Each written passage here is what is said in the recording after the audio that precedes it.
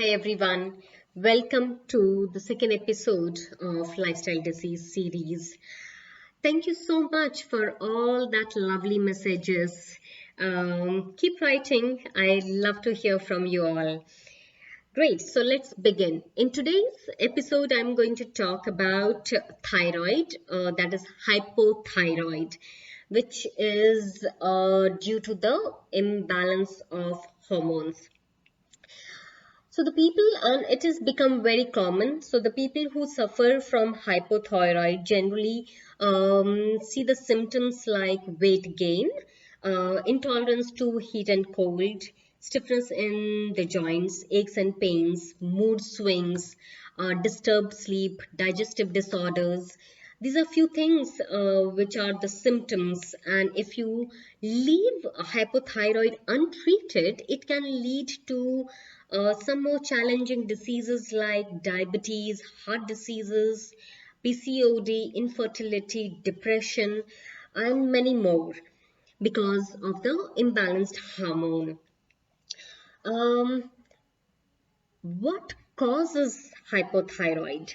Um, the causes are generally the lack of sleep, lack of rest, lack of recovery, lack of nutrition that comes from poor eating habits, sedentary lifestyle, that is poor exercising habits, or you can say non-active lifestyle. Being a woman definitely puts you on the risk of being hypothyroid, not hypothyroid, at the risk of thyroid malfunction, though men are not immune to it, or nor are children in today's world. So, what one can do to overcome this, if you already have hypothyroid, what one can do?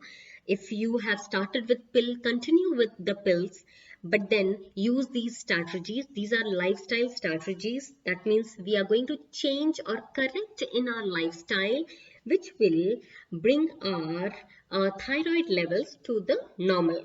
Okay, so since this series is all about lifestyle correction, so I'm going to talk about the lifestyle correction, nothing else, right? Great. So three strategies I'm talking about. First is the sleep strategy, second is the food, and third is our exercise strategy. So first strategy is sleep strategy. Why is it important? It is very important because when you are sleeping, that is the time our body goes under the recovery time. That is the recovery time of the wear and tear which has happened throughout the day. Okay, so it is very crucial time. Getting a good night's sleep is very critical. Understanding that is also critical. So make sure you plan your sleep routine. So how do we plan? First is wake up on time and sleep on time. Having a sleep, wake up, and sleeping time is very important. Avoid any mental stimulation 1 hour before you go to sleep. When I'm talking about mental stimulation, that means avoid watching TV, reading any heavy stuff where your mind has to process. No gadgets, no TV. That is all. So try avoiding all that. What you can do during this time, you might ask me. So this is a good time when you can spend time with your family or take nice hot shower, do pranayam, practice meditation. This is what will help you to get a good night's sleep. A quality sleep is very important. Understand that. Only when you have a quality sleep, only then your food and exercise strategy will work to the desired level. Okay, so now this brings me to the second strategy, food strategy. Before I share on the food strategy, understand, if you are not sleeping well, it will not work completely for you, and you need to drink sufficient water for your food to get digested. That is another thing which you need to keep in mind. Let's begin. First is eating on time. Eating on time is very important for your TSH levels to come on come at the efficient level. Second is um, eating 3 times a day is important. Breakfast, lunch, and dinner. Eating a balanced meal is very, very important. What happens is when you are hypothyroid, most of the doctors would have advised you to eat certain type of food and not eat certain type of food, eat certain type of carbohydrates. So understand balanced meal is very important. When I'm talking about balanced meal is a combination of carbohydrates, protein, fats, fiber, minerals, and vitamins. So you need to have a balance of everything. Understanding that carbohydrate you cannot avoid, because carbohydrates are very important in the functioning of your brain. If you will not eat carbohydrate to the required amount every single day, your brain will not function to the optimum level. And when your brain is not functioning to the optimum level, definitely your whole body's functioning will take a toll. So understanding this, you cannot go without carbohydrate. Okay, so what carbohydrate would you like to eat? Um, this brings to my favorite point. Um, Eat what you have been eating as a child. Say, suppose you have been eating rice as a child and you love eating rice. So I would say don't give up on rice. Eat rice to a in a moderate portion. Do not eat a big portion. Moderate portion is a good amount which you need to. Eating in moderation, every single thing is the key here. Okay. And remember, rice with ghee is equally important. Rice without ghee can give you weight, but rice with ghee will not give you weight. Reason, I will share some other video. But today, just understand that ghee works as a fat burner. It is a good fat. It helps you in reducing your cholesterol. It lubricates your joints and it is good for the functioning of your brain. That is all. So eat good 1 spoon of ghee with your rice or roti and your dal, and you will be all fine. Okay. Coming to the bracket eating of vegetables, if your doctor has advised not to eat certain vegetables, I will say do eat them, because it is very important to have all the vegetables in your diet in moderation. So say suppose cabbage is no for you, have cabbage at least once a week in moderation. Don't have cabbage as a whole meal, that's all. Okay, so you don't have to avoid any food here. Replace all your oils with good oils, which are mustard oil, groundnut oil, coconut oil. These are or sesame oil, which is still oil. These are the good oils which you should be using, and not the refined oils. What you should not be eating is packaged food, processed food, no biscuit, no pastries, no deep fried items, no junk item. Try to avoid eating outside food. Eat the healthy, wholesome, homemade food. That is the best strategy you can use.